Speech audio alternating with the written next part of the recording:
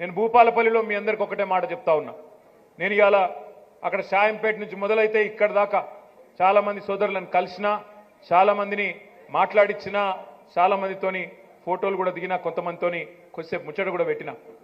మాట్లాడుతున్నప్పుడు ఇంతకుముందు సమ్మారావు గారు చెప్పినట్టు నాకు నిజంగా కూడా ఒకటి అనిపించింది.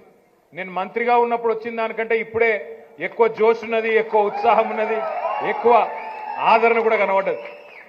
అప్పుడు కొద్దిగా చల్లబడ్డట్టున్నారు అధికారం ఉన్నప్పుడు, కానీ ఇప్పుడు బాగా కసి మీద ఉన్నారు. చాలా సంతోషం.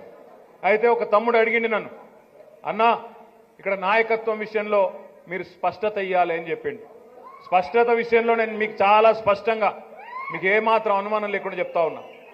పెద్దలు రమణారెడ్డి గారు నిజానికి చాలా సీనియర్ నాయకుడు కాంగ్రెస్ పార్టీలో. ఒకనాడు జిల్లా పార్టీ అధ్యక్షుడిగా, ఉమ్మడి ఆంధ్రప్రదేశ్లో శాసనసభలో ప్రభుత్వ చీఫ్ విప్గా నేను మొట్టమొదటిసారి ఎమ్మెల్యేగా ఎన్నికైనప్పుడు 2009లో వారితో పాటు నేను కలిసి పనిచేసిన. మీ అందరికీ నేను చెప్పే మాట ఒకటే, పెద్దలు మన తెలంగాణ శాసనసభకు మొట్టమొదటి స్పీకర్ గారు మధుసూనాచారి గారిది కూడా ఈ ప్రాంతమైన విషయం మీకు తెలుసు.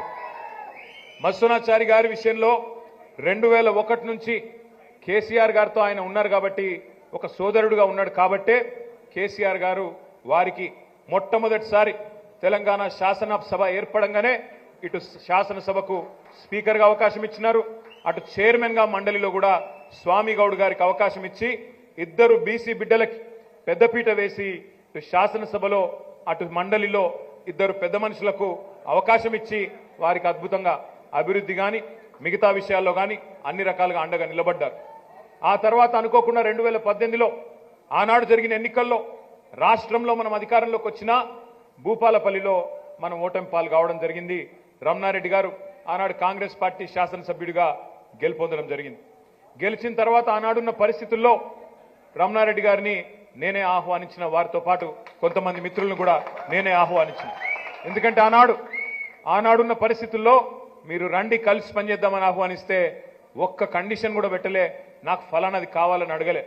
అన్నా నాకు కేసీఆర్ చేసిన కాళేశ్వరం నచ్చింది, కేసీఆర్కు రైతుల పట్ల ఉన్న ప్రేమ నచ్చింది, నాకంటూ నేనేం అడగను, నా నియోజకవర్గ అభివృద్ధికి మాత్రం సహకరించండి అని చెప్పి రమణారెడ్డి గారు వచ్చి మనతో చేరినారు.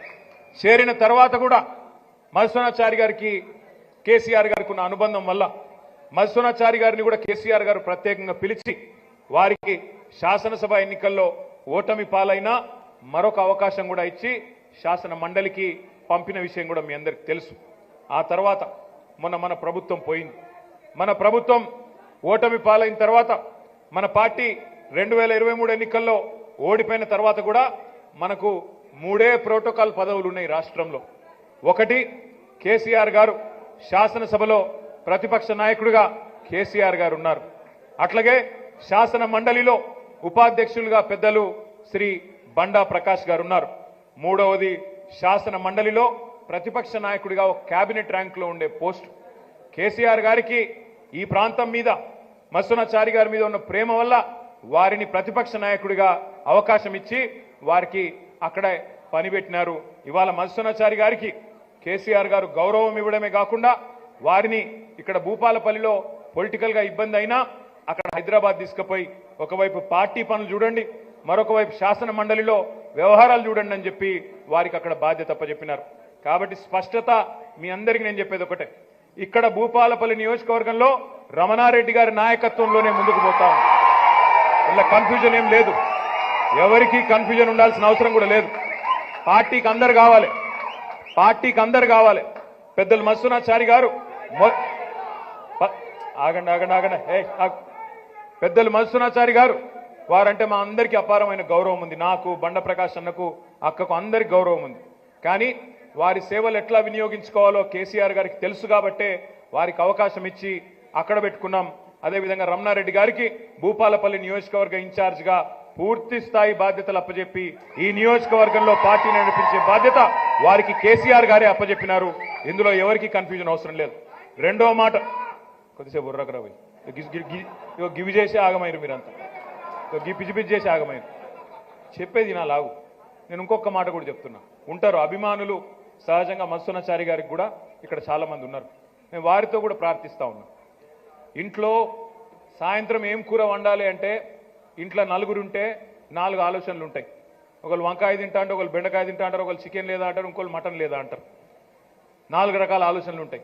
మరి గింత పెద్ద పార్టీ, గింత పెద్ద కుటుంబం, భూపాలపల్లి నియోజకవర్గంలో వేలాది మంది కార్యకర్తలు ఉన్నారు. అందులో తప్పకుండా మసోనాచారి గారి అభిమానులు కూడా ఉంటారు. నేను వారిని కూడా ప్రార్థిస్తా ఉన్నా, ముందు మాతృ సంస్థను కాపాడుకుందాం, కూసున్న చెట్టును కాపాడుకుందాం. చెట్టు బాగుంటే తల్లి చెట్టు బాగుంటే తల్లి బాగుంటేనే పిల్లలు బాగుంటారు, అందరం బాగుంటాము. కూసున్న చెట్టును అందరం కలిసి నరుక్కుంటే ఎవలకు జాగా ఉండదు, టికానా ఉండదు, మొత్తం అందరం నష్టపోతాము. అక్కడ పెద్దలు వారిని చూసుకుంటారు, కేసీఆర్ గారు చూసుకుంటారు, ఇక్కడ రమణారెడ్డి గారు మిమ్మల్ని అందరినీ కలుపుకపోతారు. నేను రమణారెడ్డి గారిని కోరుతా ఉన్నా, రమణారెడ్డి గారిని కూడా కోరుతా ఉన్నా, మీరు దయచేసి బేసిజానికి పోకండి, అందరినీ కలుపుకొని పోండి. ఒక తండ్రి పాత్రలో భూపాలపల్లి నియోజకవర్గంలో ఎవరైనా గతంలో మీతో కొంత అభిప్రాయ భేదాలున్నా దగ్గరికి తీసుకోండి, పిలుచుకోండి, మాట్లాడండి, అందరినీ కలుపుకోపోండి.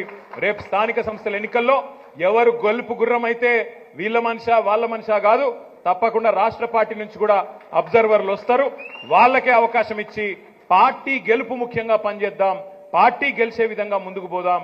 భూపాలపల్లిలో వ్యక్తులతో కాకుండా వ్యవస్థ శాశ్వతంగా ఉండే విధంగా అద్భుతంగా నిర్మాణం చేసుకుందామని చెప్పి నేను పెద్దలు రమణారెడ్డి గారిని, జ్యోతి గారిని కూడా మనస్ఫూర్తిగా కోరుతా ఉన్నా.